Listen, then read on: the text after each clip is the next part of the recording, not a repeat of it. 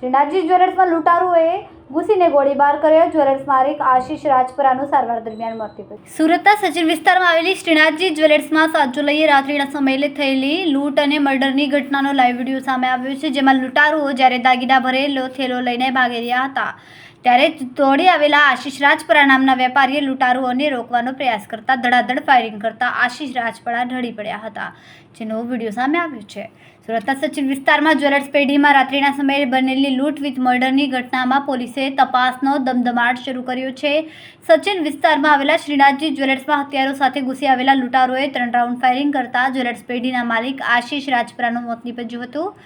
ઘટનાને અંજામ આપીને લૂંટારુઓ ફરાર થઈ ગયા હતા. જોકે લૂંટારુઓએ લોકોની ઝડપીને ઢોરમાર મારતા હોસ્પિટલમાં સારવાર હેઠળ છે.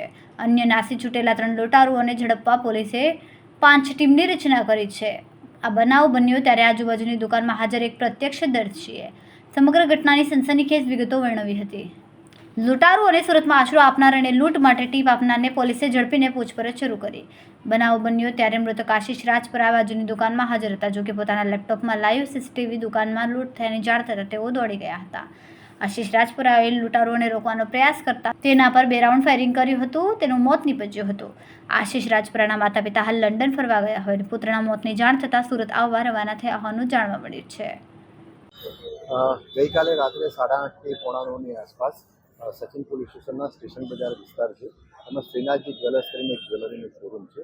એમાં 4 આરોપીઓ ફાયરઆર્મ સાથે જ્વેલરીના શોરૂમમાં એન્ટર થયા અને 4 આરોપીઓ પૈકી 3 આરોપીઓ પાસે ફાયરઆર્મ્સ હતું અને એમણે અંદર જે જ્વેલરી શોરૂમના માલિક વિશાલભાઈ રાજપરા અને 2 એમ્પ્લોયી મહિલા એમ્પ્લોયી અને બીજા એક બેઠેલા હતા. આ ચારે 4 જણને ધાકધમકી આપી અને એકબીજાને એક સાઈડ કરી અને એમની પાસે આરોપીઓ પાસે જે મોટી બેગ હતી એ બેગમાં ગોલ્ડ અને સિલ્વરના જે ઓર્નામેન્ટ્સ હતા એમને ભર્યા અને આ 4 આરોપીઓ જ્વેલરી શોરૂમમાં બહારની તરફ આવી અને સાંકડી લોબી છે ત્યાંથી ભાગવા જતા હતા. એ દરમિયાન આ વિશાલભાઈ રાજપરાના એક બ્રધર કે જે આગળના શોરૂમમાં હતા એમણે એ જોયું તો સામે ગલીમાં આવ્યા અને એમને પ્રતિકાર કર્યો. એમને રોકવા માટે આરોપીઓને પ્રયત્ન કર્યો. ત્યારે આ આરોપીઓ પૈકી એક આરોપીઓએ એના પાસે જે ફાયરઆર્મ્સ હતું એના પાસેથી એને 2 બુલેટ ફાયર કરી અને આ જે વિક્ટિમ આશીષ રાજપરા જે છે એમને છાતીના ભાગે વાગ્યું એ ગંભીર ઇજા થતાં એમનું ડેથ થયું છે. અને આ આરોપી જે ભાગતા હતા એમની પાછળ પબ્લિક પણ પડી અને પબ્લિકે આ આરોપીને ઝડપી પકડવા માટે પ્રયત્ન કર્યો. તો એ 4 આરોપીઓમાંથી એક આરોપી મળી આવેલો અને આરોપીને પબ્લિકે માર પણ મારેલો છે અને ઈજા થયેલી છે. એ આરોપી અત્યારે સુરત સિવિલ હોસ્પિટલમાં સારવાર હેઠળ છે. આ આરોપીનું નામ દીપક પાસવાન કરી અને ક્લિયર થઈ ગયું છે. આરોપીની પૂછપરછ અને અન્ય જે તપાસ દરમિયાન મહત્વના પુરાવાઓ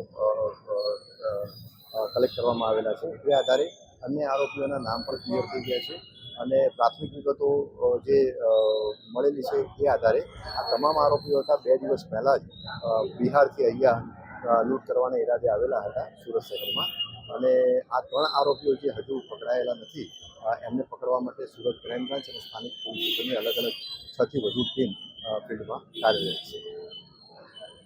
કેમેરામેન સેનલ વિરાણી સાથે વિશાલ છેઠા, માનવ પ્રભા ન્યૂઝ, સુરત.